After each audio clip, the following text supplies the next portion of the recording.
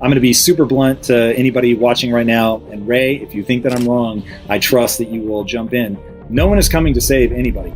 And that's the hard truth. And if I look at history, and even if I listen, which I have listened to literally every word said on the subject publicly anyway, that this is just going to suck. Like, there is going to be a level of brutality that most of us have not experienced in our lives. Companies are going to go under. People are going to lose their jobs. There are going to be people that are going to struggle to find their next meal.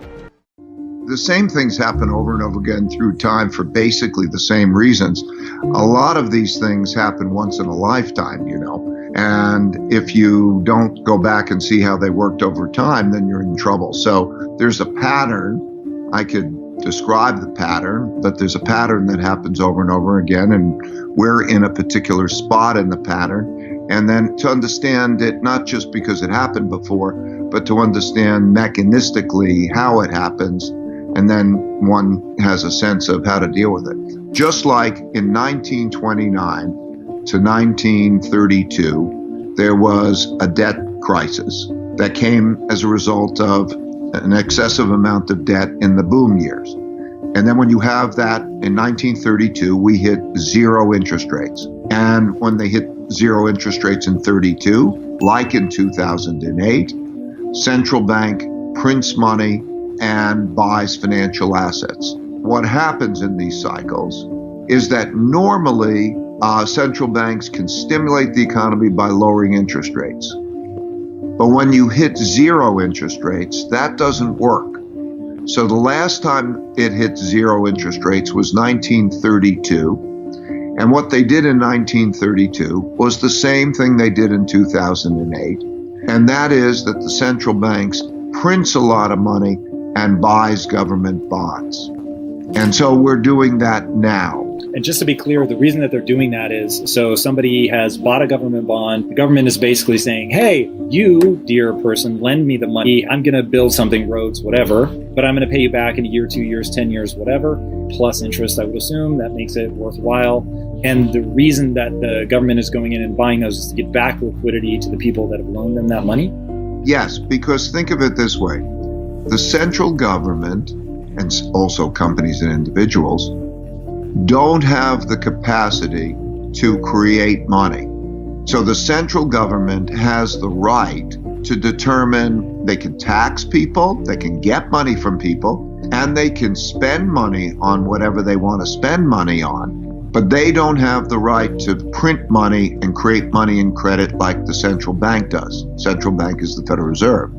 Similarly, the Federal Reserve does not have the right to spend money and determine how it's spent. That's for Congress. Every individual, every company, and every government has a certain amount of money that comes in the form of income, a certain amount of expenses, and then a certain amount of savings.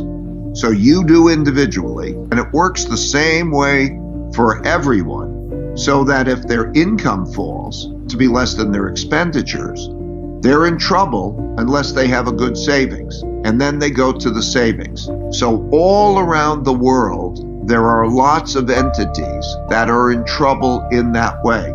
So the government, the two parts of the government, the U.S. government, they have to give money, and so they print money. We call it print. There's not even paper much. It's digitally create money, and then that comes in the form of loans. Okay, so basically they're digitally creating money, which they're allocating to the government, and then the government is deciding how to disperse those funds? Yeah, the Federal Reserve will buy government bonds, so it's a transaction of buying it, and they will also buy private bonds. They might pick a company, many companies, and they'll say, I will buy your bonds, which is the equivalent, I will lend to you. That's happened through history. So what we're going through is the same process as happened in the 1930 to 1945 period. What can the average person take away from that? They don't have bonds. They don't think like that. They may not even understand what their 401k is, or they may not even have a 401k. So how do they navigate this? Is it just head down, do your best to weather the storm, or is there actually something that they can learn from the historical perspective and move on now to make this easier for them? Yeah, it's the same for every individual, same for every company. If you understand this, then you understand, well, there are three things. The first is look at your income, your expenses, and your savings, and then do a stress test so that you get yourself secure. If you were to lose your income, or if the income were to fall beyond a certain level, and you play that out, maybe that means you go get unemployment insurance or whatever. How long can you live in an acceptable lifestyle? And do you have a savings that is adequate for that? Okay, so what you do is you calculate, if I lived in a simpler lifestyle and I had this amount of earnings, how many months or years could I live acceptably? What countries or what periods of time has going through this kind of crisis been managed well so that we come out the other side with as little sort of pain and suffering as possible? Well, an example would be the differences in the way Roosevelt did it. So again, 1929 to 32, interest rates hit zero, they print money, we had a large wealth gap, and then they sat down and they figured out, how do we keep it orderly and how do we change the circumstances, whether it's taxes or how do you reorganize it so that the system works well. There is a risk also at the same time, because the world is going through that, there's a risk of conflict. So in Germany, Hitler came in power in 1933. And he came in power in 1933 because there was a lot of internal fighting as to try to produce order, because everybody, the left and the right, the communists and the fascists, and they're all fighting about wealth, because everybody's fighting about wealth when you have a downturn. And then they were democracies. 4 democracies existed then that chose not to be democracies because they became so disorderly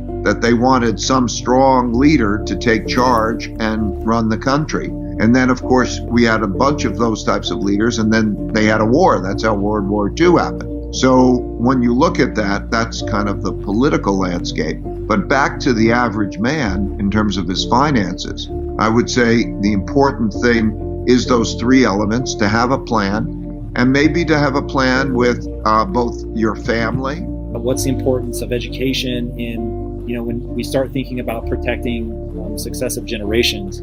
How much of that comes down to education? Education is the most important thing. I was raised with a very modest economic background. My dad was a jazz musician. My mom was a stay-at-home mom. But I was lucky to have parents who cared for me. And I went to a public school. I got a good education. And I came out to a world of equal opportunity. And I believe that those are fundamental necessities.